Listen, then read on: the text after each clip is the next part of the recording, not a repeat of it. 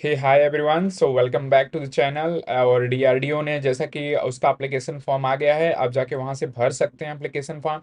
एक बार आपको शॉर्ट जो एडवर्टीजमेंट है उसके बारे में बता देता हूँ।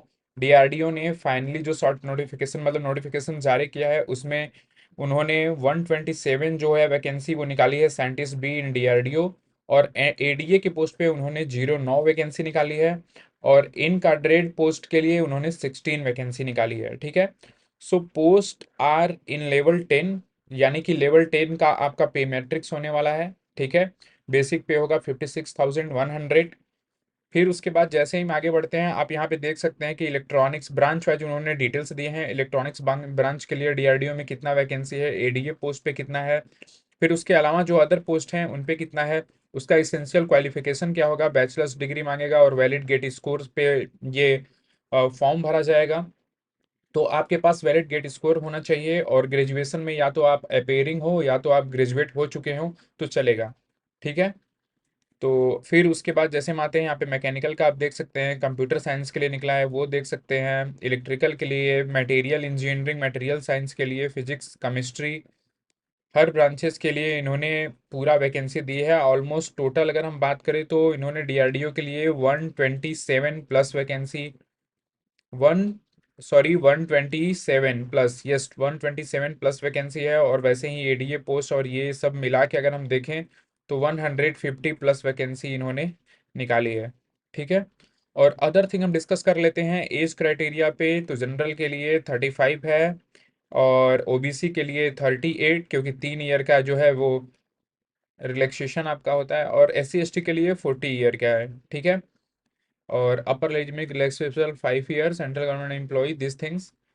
और आप जैसे ही फिर नीचे आएंगे तो आपको हम बता देते हैं कि आप यहाँ से पूरे डॉक्यूमेंट पढ़ सकते हैं जो आपको ऑनलाइन अपलोड करना होगा, जैसे कि आपका पासपोर्ट साइज फ़ोटो हुआ, फिर उसके बाद आपका कैंडिडेट का सिग्नेचर, वैलिड गेट स्कोर।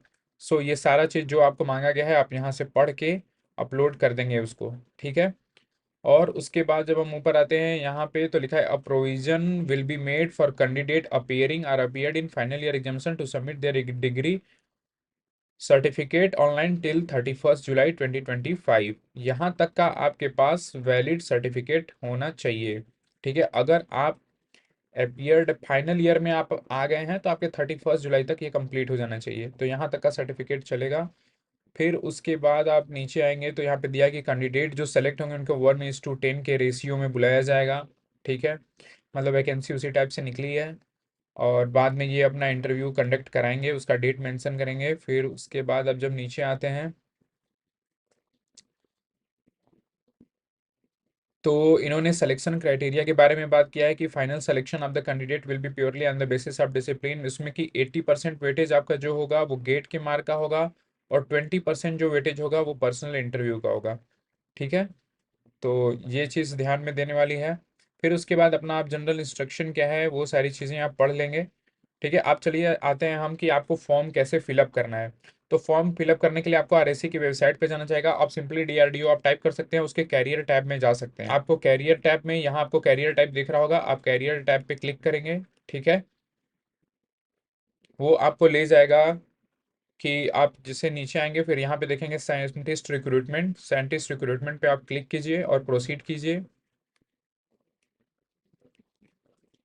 फिर उसके बाद ये आपको दिखेगा 156 का एडवर्टीजमेंट, तो आप इस एडवर्टीजमेंट पे क्लिक करेंगे।